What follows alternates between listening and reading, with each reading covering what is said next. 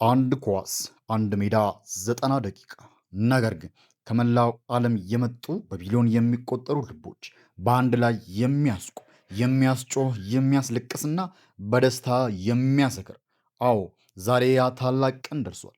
በምድር ላይ ካሉ የስፖርት ክስተቶች ሁሉ ግዙፉ ውብና ተናፋቂው የፊፋ የዓለም ዋንጫ ውድድር ዛሬ በይፋ ይጀምራል። ይህ የእግር ኳስ ጨዋታ ብቻ አይደለም። የሀገራት ክብር፣ የታሪክ መጻፊያና የሰው ልጅ ስሜት ጥግ መግለጫ ነው። ወደዚህ አስደናቂ የስፖርት ድግስና ታሪካዊ ጉዞ ከመግባታችን በፊት ለቻናላችን አዲስ ከሆናችሁ ሰብስክራይብ በማድረግና የደውል ምልክቷን በመጫን የቤተሰባችን አባል ይሁኑ። ሁሌም የምናደርሳችሁ አዳዲስና አዝናኝ የስፖርት መረጃዎችን ቀድመው ያገኛሉ። ይህ ዛሬ የምናየው ታላቅ የዓለም ዋንጫ የተጀመረው እንደ ኤሮፓያን አቆጣጠር በ1930 በኡራጋይ ሀገር ነበር። በወቅቱ 13 ሀገራት ብቻ የተሳተፉበት ይህ ውድድር ዛሬ መላው ዓለምን የሚያንቀጠቅጥ ግዙፍ መድረክ ይሆናል ብሎ የገመተ አልነበረም። በዚያ የመጀመሪያ ውድድር አዘጋጇ ኡሩጓይ አርጀንቲናን አሸንፋ የመጀመሪያውን ዋንጫ ወደ ቤቷ ስትወስድ ለአዲሱ የእግር ኳስ ዘመን የመሰረት ድንጋይ አስቀመጠች። ከዚያን ጊዜ ጀምሮ የዓለም ዋንጫ በርካታ የማይረሱ ልብን በሐዘንና በደስታ የሚሰብሩ ድንቅ ታሪኮችን አስተናግዷል። እንደ ኤሮፓያን አቆጣጠር በ1950 ማራካና ስታዲየም ውስጥ ብራዚል በኡሩጓይ ስትሸነፍ መላው ሀገር በለቅሶ የታጠበበትን ማራካናዞ የተሰኘውን ታሪካዊ ክስተት ማን ይረሳል? ወይስ በ1966 እንግሊዝ በገዛ ሜዳዋ ጀርመንን አሸንፋ ብቸኛ የዓለም ዋንጫውን ያነሳችበት ያንን አወዛጋቢ ፍጻሜ? እያንዳንዱ የዓለም ዋንጫ የራሱ የሆነ ልዩ ቀለም አለው። በየ4 ዓመቱ የምናያቸው ጨዋታዎች በታሪክ መጽሐፍት ላይ በወርቅ ቀለም የሚቀርጹ ናቸው። የዓለም ዋንጫ ያለ ኮከቦች ትርጉም የለውም። የእግር ኳስ ንጉሥ የተባለው ፔሌ ገና በ17 ዓመቱ በ1958 ዓለምን አስደምሞ ብራዚልን ለመጀመሪያ ጊዜ ሻምፒዮን ሲያደርግ የዓለም ዋንጫ አዲስ ንጉሥ አገኘ ተባለ። ፔሌ 3 የዓለም ዋንጫዎችን በማንሳት እስካሁን ድረስ ማንም ያልደገመውን ታሪክ ሰርቷል። ከዚያም በ1986 የእግዚአብሔር እጅ በተባለች አስገራሚ ጎልና መላው የእንግሊዝ ተከላካይ ስፍራ ተጫዋቾችን ብቻውን አጋድሞ ባስቆጠራት የክፍለ ዘመኑ ምርጥ ጎል ዲዬጎ አርማንዶ ማራዶና አርጀንቲናን ወደ ክብር ማማ አወጣት። የፈረንሳዩ ዚነዲን ዚዳን በ1998 በራሱ ሜዳ ፈረንሳይን ሻምፒዮን ሲያደርግ በ2006 ደግሞ በፍጻሜ ጨዋታው በማርኮ ማቴራዚ ላይ በሰነዘረው የጭንቅላት ምት ከሜዳ ተሰናብቶ ዋንጫውን በቅርብ ርቀት ትክ ብሎ እያየ ያለፈበት ያ አሳዛኝ ምሽት አይረሴ ነው። እናም በቅርቡ በ2022 በኳታር ምድር የታየው ያ እጅግ አስደናቂ ፍጻሜ ሊዮነል ሜሲ እና ኬንያን ምባፔ ፊት ለፊት የተጋጠሙበት ልብን ሰቅሎ እያቆየው የአርጀንቲናና የፈረንሳይ ፍልሚያ ሜሲ በመጨረሻም የዘመናት ህልሙን አሳክቶ የታላላቆቹን ዝርዝር ተቀላቅሎ የወርቅ ዋንጫውን ወደ ሰማይ ሲያንሳ ዓለም ሁሉ በደስታ አብሮት ዘምሯል። ታሪክን ወደ ኋላ ትተን ወደ ዛሬው እውነታ እንምጥ። ዛሬ የሚጀምረው የዓለም ዋንጫ ከመቼውም ጊዜ ለየት ያለ ሰፊና እጅግ አጓጊ ነው። ለመጀመሪያ ጊዜ 48 ሀገራት የሚሳተፉበት 3 ሀገራት ማለት አሜሪካ፣ ካናዳ እና ሜክሲኮ በጋራ የሚያስተናግዱት ታላቅ ውድድር ነው።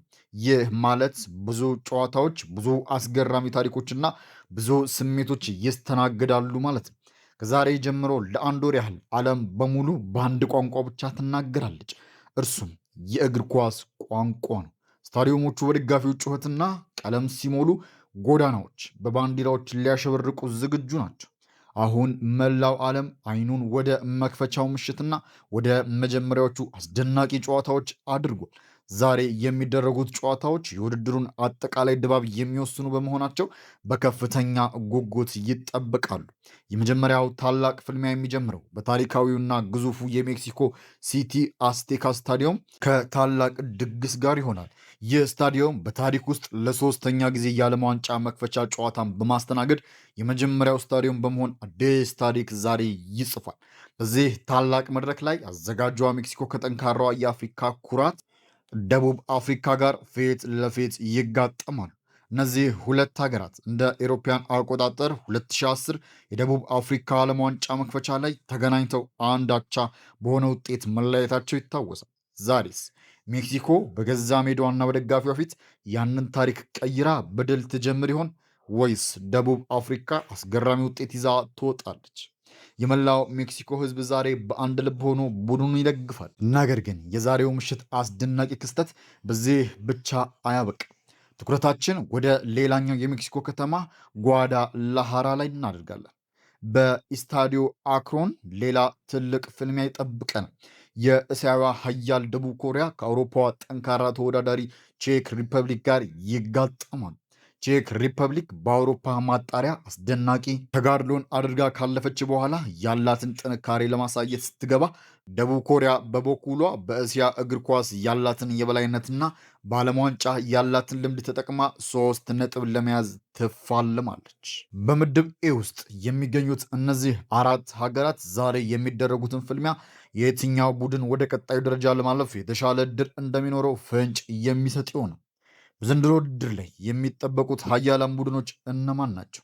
የወቅቱ ሻምፒዮን አርጀንቲና ዋንጫዋን አስከብራ ለመቆየት በከፍተኛ ተነሳሽነት ትገባለች። ለሊዮኔል ሜሲ የመጨረሻ በሚሆነው በዚህ ውድድር ላይ ድጋሚ ታሪክ ለመስራት ይመራታል። በኬሊያን ምባፔ የምትመራውና በኮከቦች የተሞላችው ፈረንሳይ በኳታር ያመለጣትን ዋንጫ ለመመለስ በቁጭት ትፋልማለች። የዓለም ዋንጫ ሳምባ ሳይጨፈርበት ሙሉ አይሆንም። ብራዚል 6ኛውን ኮከብ በደረቷ ላይ ለመቅረጽ አዳዲስ ወጣቶችና አንጋፋ ኮከቦችን አጣምራ ይዛለች። እንግሊዝ፣ ጀርመንና ስፔን እነዚህ የአውሮፓ ታላላቅ ሀገራትም አዲስ ስልትና ወጣት ተሰጥኦ ይዘው ለመድረኩ ዝግጁ መሆናቸውን አሳይተውናል።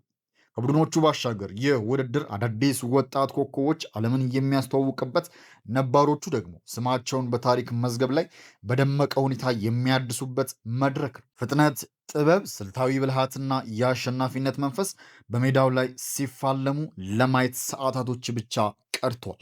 የመጀመሪያው የፉጨት ድምፅ ሲሰማ የመጀመሪያው ኳስ ከመሃል ሜዳ ልትነካ ጥቂት ጊዜያታት ብቻ ቀርተውታል። ይህ ውድድር አዳዲስ ጀግኖችን ይፈጥራል፣ ያልተጠበቁ አስደናቂ ድሎችን ያስመዘግባል። ምናልባት የትኞቹ ታላላቅ ቡድኖች ገና በጊዜው ወደ ቤታቸው ይሰናበቱ ይሆናል? ውበቱ ያለው እዚህ ላይ ነው። በእግር ኳስ ውስጥ ምንም አስቀድሞ የሚታወቅ ነገር የለም። እናንተስ ውድ ተመልካቾቻችን ከዛሬ ጀምሮ በሚደረገው በዚህ ታላቅ የዓለም ዋንጫ ውድድር ግምታችሁ ምንድን ነው? በዛሬው የመክፈቻ ጨዋታ ሜክሲኮና ደቡብ አፍሪካ እንዲሁም ደቡብ ኮሪያና ቼክ ሪፐብሊክ የሚያደርጉት ጨዋታ በምን ውጤት ይጠናቀቃል? ማንስ ያሸንፋል? በረጅም ጉዞስ ይህንን ታሪካዊ ዋንጫ በክብር አንስቶ ወደ ሀገሩ የሚመለሰው የትኛው ቡድን ይመስላችኋል? የምትደግፉትን ሀገርና የዛሬውን ጨዋታዎች ግምታችሁን ከታች ባለው ኮሜንት መስጫ ላይ አስፍሩልን እያለን መረጃውን ትንተናውን ከወደዳችሁት ላይክ ማድረግና ለጓደኞቻችሁ ማጋራት እንዳትረሱ እያሉን አብራችሁን ስለቆያችሁ ከልብ እናመሰግናለን። መልካም የዓለም ዋንጫ ጊዜ ይሁንላችሁ። ሰላም ቆዩ።